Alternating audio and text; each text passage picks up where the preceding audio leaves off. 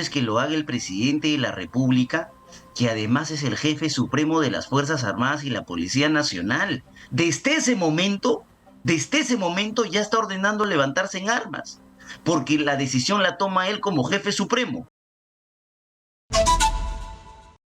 Estamos en la comunicación con Jefferson Moreno, abogado penalista, al cual le damos la bienvenida aquí en Exitosa. Muy buenas noches, señor Moreno. Con todo gusto. Muy buenas noches. Gracias por la invitación. Doctor Moreno, por favor, denos una explicación desde la neutralidad jurídica, si podríamos decirlo, porque en el bloque anterior conversamos con Ronald Atencio, abogado del expresidente Pedro Castillo, y tiene una opinión básicamente en torno a su defendido. Técnicamente, ¿qué es lo que determinó el día de hoy el Poder Judicial? A ver, cuando una persona es detenida en flagrancia y la Fiscalía le pide al Poder Judicial dos cosas. Primero, que determine que la detención en flagrancia ha sido legal, que no hay ninguna arbitrariedad, que lo han detenido de manera válida, ¿correcto? Y dos, que esa flagrancia, esa detención en flagrancia dure por 7 días. Esas dos cosas pidió la Fiscalía y eso es lo que el juez le dio en su momento. Las dos cosas son importantes, ¿ah? La primera, el respeto de todos sus derechos y los 7 días que se han permitido de detención. Esa decisión la defensa la apela. Bueno, las defensas la apelan porque, según dice la propia sala, hay muchos abogados. Y se presenta una primera apelación, luego un segundo abogado presenta otra apelación, pero al final ha quedado solamente el doctor Atencio y se ha trabajado sobre la base de esa apelación. Lo que acaba de decir la Sala Penal Permanente de la Corte Suprema es que el juez de primera instancia que ordenó la detención preliminar judicial y que estableció que la detención era legítima es correcta. La decisión es jurídicamente válida. Que se habría cometido en una sospecha inicial delito de rebelión en grado de tentativa y o alternativamente delito de conspiración, pero que además existiría un grave o bueno, una cierta probabilidad de fuga en este caso. No todavía de obstaculización, pero sí de fuga. ¿Por qué? Porque hay un hecho que es notorio, dice la Corte Suprema. Debe así tratarse como un hecho notorio y público, que el señor se dirigía a la Embajada de México para poder hacer uso del asilo político. Por esas consideraciones han confirmado la decisión del juez y han establecido que es una decisión legal. Por lo tanto, han rechazado la apelación de la defensa. Señor Moreno, entonces, ¿qué debería hacer el Ministerio Público y a qué hora debería hacerlo? Porque todos sabemos de que si el expresidente Castillo sale de la DINOES, es muy posible que no lo lleguemos a ver como ha pasado con otras personas que han fugado de la justicia. Si fuera un ciudadano que no tiene esta protección que tiene el cargo de presidente de la República, el fiscal mañana presenta una formalización de investigación, es decir, pasa a la siguiente etapa, una investigación más formal, y de inmediato pide una prisión preventiva. El juez llama a una audiencia de prisión preventiva y dependiendo del tipo de caso, que para este caso deberían ser 9 meses de prisión preventiva o hasta 9 meses de prisión preventiva. Pero como se trata de un presidente de la República o un expresidente de la República, Exitosa. La Fiscalía no puede hacer eso si es que primero no tiene la autorización del Congreso, porque este ciudadano tiene derecho al antejuicio político. Pero se levantó el esa autorización, ahí voy, esa autorización ya la tiene. Ahora con esa autorización la Fiscalía hace su formalización, que es lo que le permite pasar a la siguiente etapa, se la tiene que mandar al juez de la investigación, y acá el detalle, a diferencia de otros ciudadanos, el juez tiene que aprobar la formalización. Recién cuando aprueba la formalización, la Fiscalía puede presentar su requerimiento de prisión. Entonces, si eso no pasa hoy, si la formalización no se presenta porque ya tiene la autorización del Congreso y el juez no aprueba hoy la formalización, Fiscalía no puede presentar su pedido de prisión. Tienen que estar a la espera de la aprobación del juez. Cuando tengan la aprobación, van con su pedido de prisión preventiva. Una vez que se presente el pedido de prisión preventiva, el juez convoca audiencia de prisión entre hoy y mañana Y si toman la decisión, si ese fuera el caso, de otorgar los 9 meses de prisión preventiva, ya no hay discusión respecto de si debe o no, o si debe o no quedarse los 7 días, porque ya estaríamos dentro de otro plazo que son 9 meses, ¿no? Claro, doctor Moreno, eso quería preguntarle. ¿Qué pasa si pongamos que entre hoy o mañana más tardar, Ministerio Público presente el documento de formalización de la investigación con requerimiento de prisión preventiva, pero mañana a la 1 de la tarde con 40 minutos vence el plazo de la detención preliminar de 7 días? Si presentan mañana, ¿qué pasa con el detenido Pedro Castillo? ¿Es puesto en libertad pese a este requerimiento fiscal hasta que el juez termine aceptando, hasta que se convoque la nueva audiencia? Yo creo que el juez va a convocar inmediatamente. O sea, la audiencia se va a programar para mañana mismo, probablemente, mañana antes de la 1 de la tarde. Eso me parece clarísimo. Pero como el plazo vence a la 1, el reclamo va a venir y va a decir: yo debo irme a mi casa entre lo que ustedes debaten si me mandan a prisión o no. El mismo reclamo hizo Jennifer Paredes en su momento, no sé si ustedes recuerdan. Jennifer Paredes fue detenida, igualito, pero claro, a diferencia por ser ciudadana común, con una detención preliminar judicial. Se venció su plazo de detención, pero ya la audiencia de prisión estaba en trámite. Y ella reclamaba y decía: pero yo debo irme a mi casa en lo que ustedes van peleando. El Poder Judicial rechazó su pretensión. Inclusive interpusieron un habeas corpus, me acuerdo, en el caso de ella. Sí. Y el Poder Judicial dijo: se queda hasta que se decida, el pedido de prisión preventiva. O sea, entonces, si la Poder Judicial no va a cambiar su posición. Si la Fiscalía presenta requerimiento de prisión preventiva, como aparentemente es muy probable que lo haga sobre Pedro Castillo Terrones, de todas formas, si mañana tendría que ser en libertad, el Poder Judicial podría determinar que aún permanezca detenido mientras se resuelva. Sí, lo que el juez en su momento dijo era que no era una detención propiamente, sino que era una retención de la persona hasta que se decida su situación. Porque si no, sería un sinsentido hacer una audiencia de prisión, pues. Haces toda la formalidad, haces la audiencia de prisión, razonas, debates, y cuando ya tienes la decisión, volteas a ver y ya no lo encuentras. Entonces no tiene ningún sentido. Por eso es que el Poder Judicial ya estableció, lo retiene hasta que tomen la decisión final. Señor Moreno, quiero que usted nos pueda debatir algunos de los argumentos que tiene la defensa legal del expresidente Pedro Castillo. Según lo que dice el presidente, él está secuestrado y está detenido, ¿no?, de forma injusta.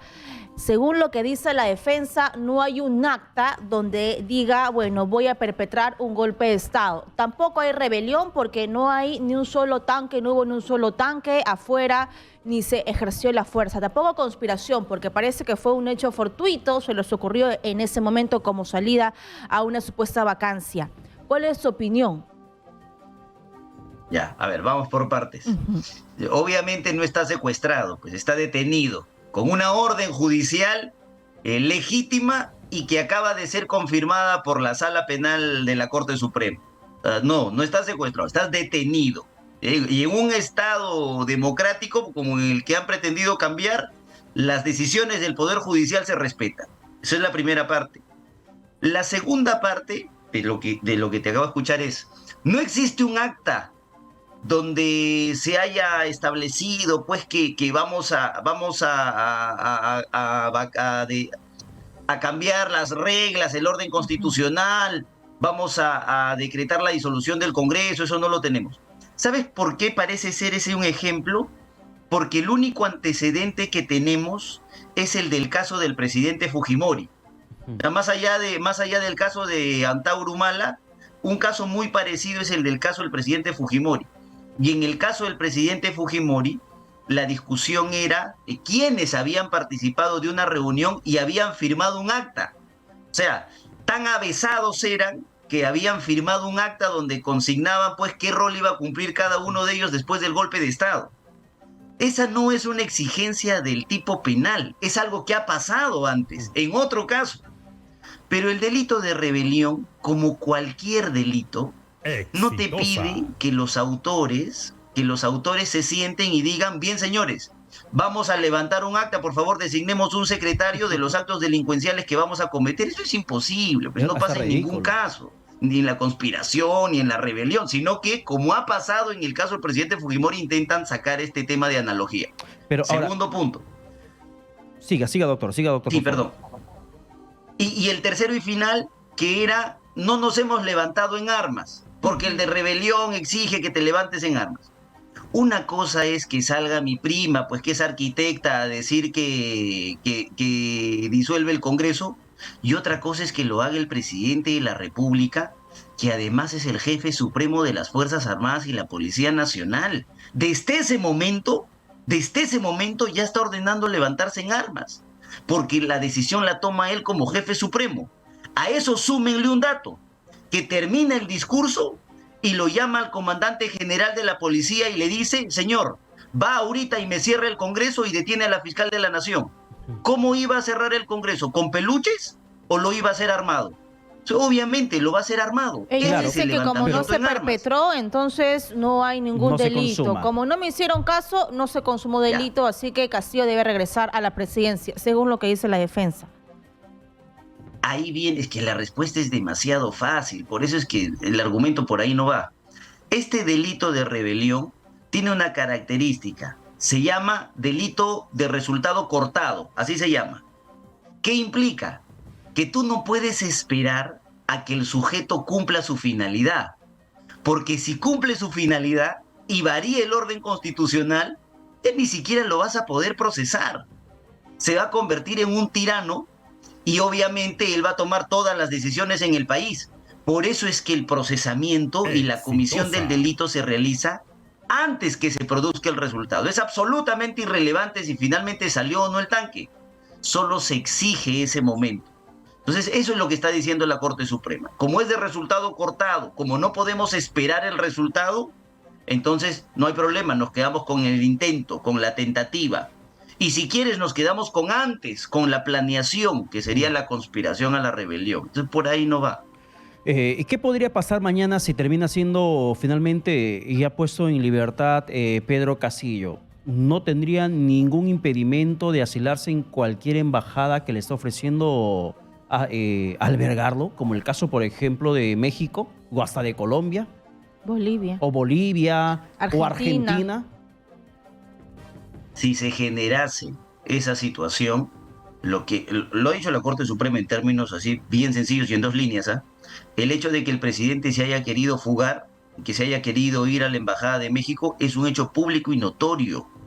Público y notorio. Entonces es público y notorio que si el señor obtiene su libertad se va a una embajada. Es público, porque ya lo ha intentado hacer una vez. Ya intentó fugarse, se iba. O sea, él no pretendía quedarse, él se iba. Eso está acreditado con el acta fiscal, está en la declaración de los efectivos policiales que reciben la orden y a quien le dicen, señor, ¿a dónde nos vamos? A la embajada. Están los mensajes públicos, además del embajador de México y el propio presidente de México, que establecen que le van a dar el asilo. Entonces, es lógico que el señor lo primero que haga en libertad es buscar esta salida, ¿no? Ahora, tengo una pregunta más. Además, siga, por favor.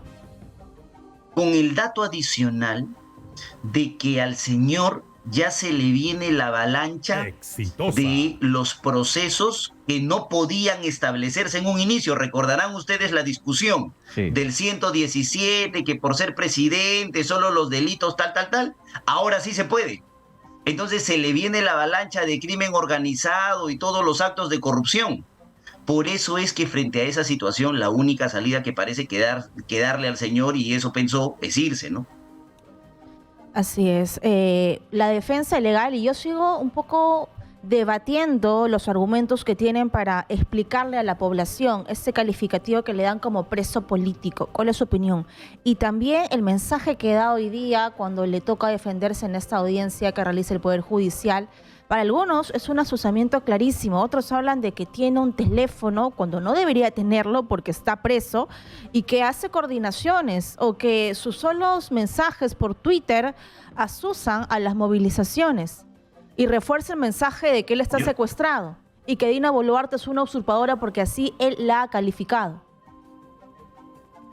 Yo quisiera empezar por esa parte final. Primero como abogado y si me permiten solo un minuto luego como ciudadano. Como abogado, primero, las audiencias tienen una finalidad muy concreta.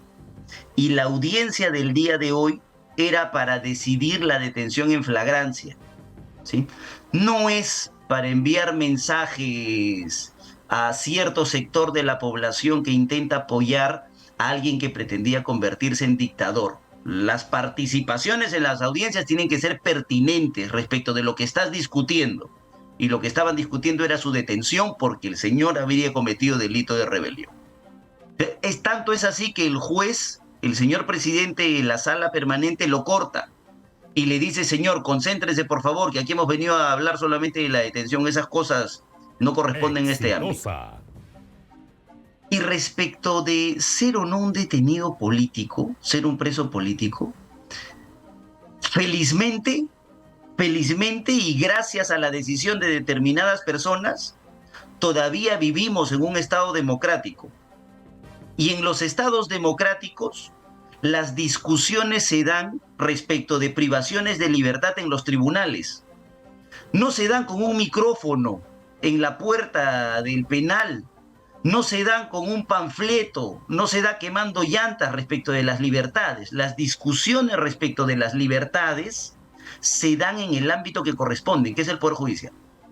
Y se tiene la oportunidad de discutir. Le han dado la oportunidad de discutir en una audiencia de detención preliminar judicial. Y era el momento para defenderse. Le han dado la oportunidad en los 7 días que ha tenido de ofrecer actos de investigación, por ejemplo. Porque en los 7 días no solamente la Fiscalía investiga, sino que también la defensa puede solicitar actos de investigación. ¿Qué acto de investigación ha solicitado si son presos políticos? Uno solo. Una declaración testimonial que diga que lo hizo solito. En algún momento su defensa empezó a variar y empezaron a decir que al señor lo habían dopado. ¿Creen que permitieron el examen toxicológico? No lo hicieron. No lo hicieron. Entonces, ¿qué acto de defensa sólido y positivo se ha realizado si ellos consideran que son presos políticos? Y segundo, les han dado la oportunidad ahora de apelar.